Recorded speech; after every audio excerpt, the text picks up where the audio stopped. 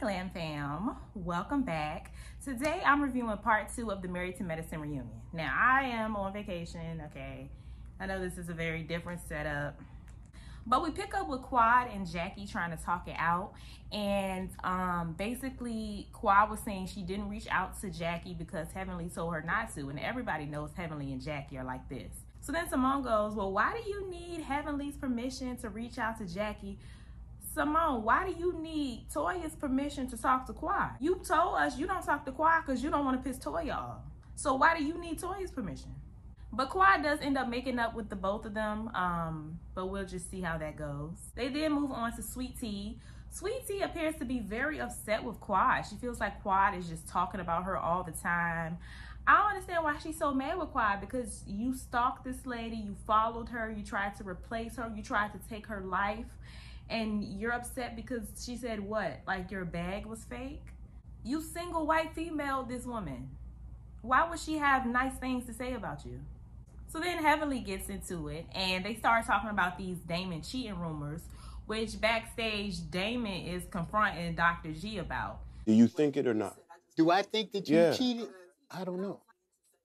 Nobody knows the inner workings man, no, of I just asked you one question, relationship. Man. It's either a yes or no. Now, this is what kind of confuses me about Damon, is because he always gets so worked up when his name is brought up. But Heavenly talks about everybody's husband, and I literally don't ever see the husbands coming up to Damon like, Damon, get your wife. Damon, control your wife. Damon, I don't have nothing to do with this. Why is she talking about me? I never see them come to Damon like that. But Damon always seems to be going to the men when their wives get out of line. But his wife is always out of line. Don't nobody say nothing to him. So Damon, you are collateral damage at this point. Get over it.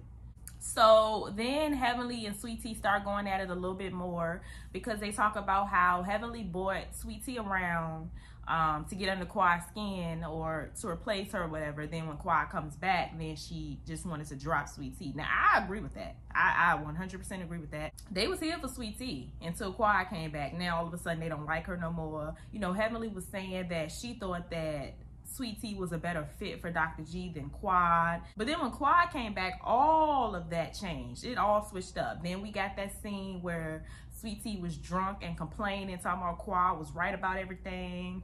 And yeah, he's controlling and all of this stuff. So I just don't understand what's going on between Sweet Tea and Dr.G. Are they happy or are they not? Because in one breath, Sweet Tea is like, Quad is right, you know, he's controlling, he's this and he's that, and she's spilling all her guts to Heavenly. Then in the next breath, she's trying to have a baby with him, and she's mad with Quad, but just 2 seconds ago, Quad was right.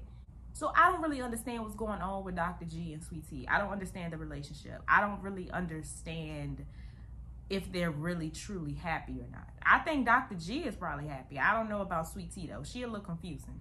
So then they ask Heavenly about this infamil that has been a hot topic this season, because she has infamil in her kitchen counter or pantry or whatever. And viewers thought that she was a grandma. She wanted to keep it a secret. What it actually is that Damon can't drink regular milk, so he drinks infamil. He's allergic or something like that. I don't know why she like kept that a secret this whole season just to say it at the reunion. Like anytime somebody asked her, she was like, oh, we'll say it at the reunion. We'll say it at the reunion. Girl, you could have just been told us he was allergic. Like, why did we make that a big deal all season? And then she also talks about how she's in a better space with her sister due to Sweet Tea.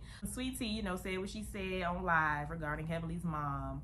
That, I guess, made Heavenly's sister reach out to her, and they bonded over that, I guess, and made up. Okay. It came off like Heavenly was trying to be a victim, like, you talked about my family, but it's okay. It actually brought us closer together. So then the women go backstage, the men come out, and they start with Dr.G. And that's when Dr.G is saying all of this stuff about Phaedra, you know, about, no, we only dated in my dreams and all of that, which makes sense because I could not believe that he would actually say that in front of her. I mean, he technically still did because she was watching on the TV, but she wasn't actually out there, which makes a little more sense because I couldn't believe he said that. So then they move on to Dr. Kema. And to me, Dr. Kema is just trying to clean up all of his comments from the backlash that he got. It was taken out of context. So when I came here, it's happy wife, happy life is what I'm hearing from everybody. First thing I heard when I got married from a man, happy wife, happy life. I'm like, okay. So in that statement itself, it infers that the man's happiness is not important. Right. So I have an issue with that. They asked him about his, misogynistic comments towards women, and he tried to make it seem like he was just referring to marriage and relationships. And no, when I got here to America, everyone told me happy wife, happy life. What does that mean? What about the husbands? That's not what you was talking about. And Eugene was calling him out on that because he didn't say anything about a husband and a wife. He said, in this country, women are running too many things. We need to go back to the way it was. We need to go back to when men are in control. That don't have nothing to do with marriages, relationships, husbands. You didn't say nothing about a husband. You didn't say nothing about a wife. You were talking about all women in general. I took it a little exception to the nutsack thing. You were actually saying women taking a forefront, being very assertive. Women are doing too much. Women have been running things for too long. In my culture, men run things. You are in America. I get it. I get it. The rules are different. So I was just really happy for Eugene calling him out for that. Because he really tried to play. Like, he really tried to make it seem like he was just talking about his relationship. No, baby. No. You were talking about all women. Then he starts talking about how a relationship or a marriage shouldn't be 50-50 because somebody has to end up making the hard decision. So Andy goes, okay, well, if it's not 50-50, then what should it be? This fool said 51-49. If a serious decision needs to be made and you're a partnership 50-50, who's going to veto that decision? What's the right spread? It should be 51-49. 51-49? Yes. Okay.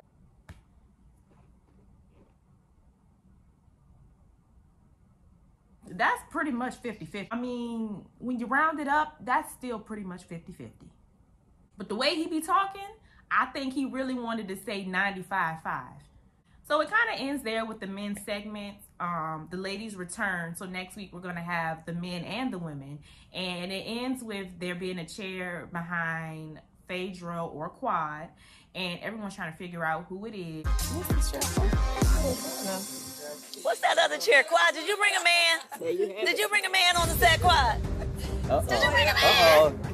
You ain't slick. Here it comes. Okay. Hey, it's either her or Phaedra. Everybody thinks either Quad or Phaedra brought a man on the show. We find out that it is Apollo. They are really holding on to Apollo, child. The suspense was unnecessary. We already know it's Apollo. And they done saved him for the third part. And I bet it's going to be for nothing. I bet you Apollo is going to tell us absolutely nothing. But yeah, next week we get Apollo. So yeah, this better be good because the way they building up this suspense around Apollo when we ain't seen this man all season and nobody has been asking for him is very strange. But yeah, that was part 2 of the reunion. Y'all let me know what y'all thought about everything in the comments down below. Stay happy, healthy, and all of that good stuff, and I will see y'all in my next video.